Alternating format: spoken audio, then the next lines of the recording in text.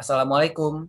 Halo teman-teman, perkenalkan, kami Latsar Golongan 3 Angkatan 60, Kelompok 3 Subkelompok 1, akan mempresentasikan hasil diskusi kami mengenai kasus tindak pidana korupsi di masa pandemi yang berketerkaitan dengan nilai-nilai aneka.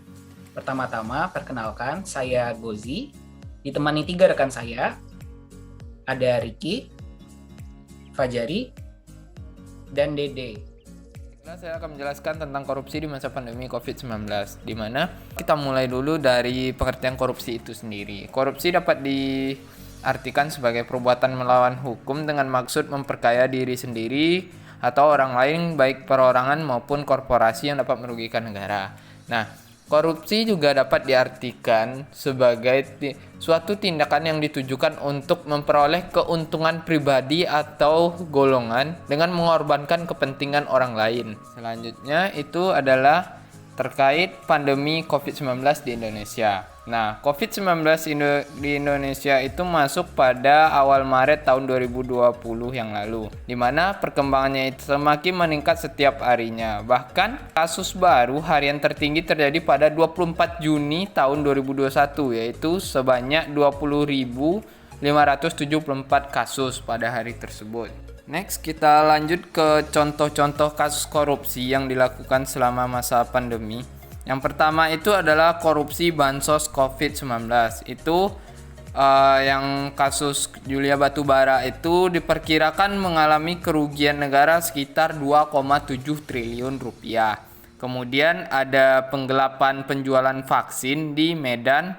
Itu dilakukan oleh 4 oknum. Yang pertama itu warga pemberi suap, kemudian penerima suap dari pejabat, dan 2 dokter yang terdiri dari dokter dari Dinas Kesehatan Sumatera Utara dan dokter dari Rumah Tahanan Tanjung Gusta Medan. Nah, diperkirakan nilai kerugian itu sekitar 271 juta, di mana oknum tersebut menjual vaksin ke warga perumahan mewah dan memperoleh keuntungan seperti yang disebutkan tadi.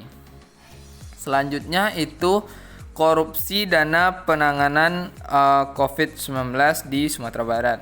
Nah, itu adanya dugaan pemahalan harga hand sanitizer atau markup harga di angka 4,9 miliar rupiah. Pemeriksaan dilakukan kepada Kepala Pelaksana atau Kalaksa dan Bendahara BPBD di Provinsi Sumbar.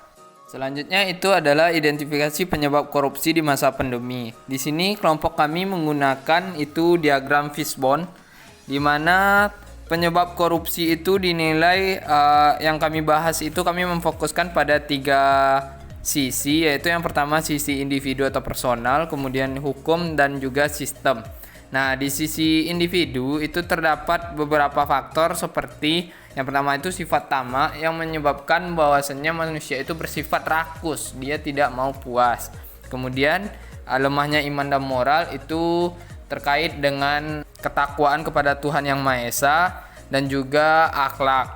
Kemudian tuntutan gaya hidup yang konsumtif. Nah, ini mengakibatkan seseorang selalu berusaha memenuhi keinginannya, bukan kebutuhan, sehingga menuntut gaya hidup yang konsumtif atau memiliki tingkat konsumsi yang sangat tinggi. Nah, kemudian dari segi hukum itu ada lemahnya penegakan hukum, di mana dapat kita lihat bahwasannya masih kurang sosialisasi terkait dengan korupsi. Kemudian ketidaktegasan penegak hukum itu dapat kita lihat bahwasannya masih sering dijumpai itu oknum-oknum yang mudah disuap untuk mengamankan kasus korupsi. Kemudian hukum yang tidak setimpal. Nah, pada saat sekarang ini sangat diperkirakan, sangat dibutuhkan itu adalah hukuman yang setimpal dengan apa yang dikorupsi. Sampai saat sekarang itu belum ada koruptor yang dihukum mati. Nah, hukuman mati dapat dijadikan salah satu solusi dia, dikarenakan dapat mengakibatkan rasa takut kepada seseorang untuk melakukan korupsi itu sendiri. Kemudian dari sisi sistem itu ada belum adanya sistem yang memberikan akses bebas kepada masyarakat terkait transparansi aliran dana bantuan COVID itu sendiri. Selanjutnya itu adalah bagaimana kaitannya dengan nilai dasar PNS atau ASN itu aneka. Yang pertama itu adalah akuntabilitas. Itu dari sisi akuntabilitas itu melanggar indikator kecurangan atau fraud, di mana korupsi itu sendiri sering terjadi dilakukan ditemukannya laporan palsu oleh pihak yang tidak bertanggung jawab terkait pelaksanaan tugas. Misalnya saja laporan keuangan yang palsu dan lain sebagainya.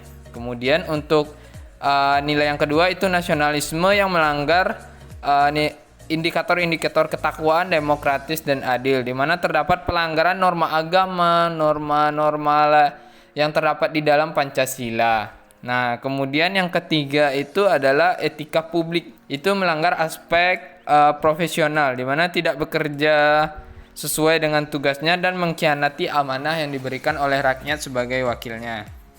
Kemudian untuk komitmen mutu itu ada efektivitas dan efisiensi.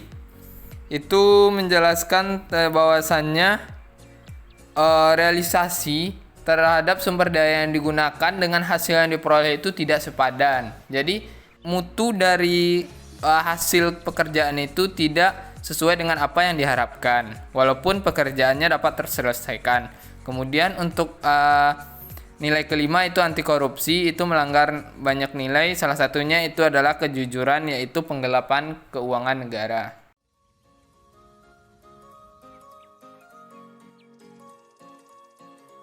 Korup nggak? Korup nggak? Korup nggak? Enggak lah, masa korup? Say no to korupsi.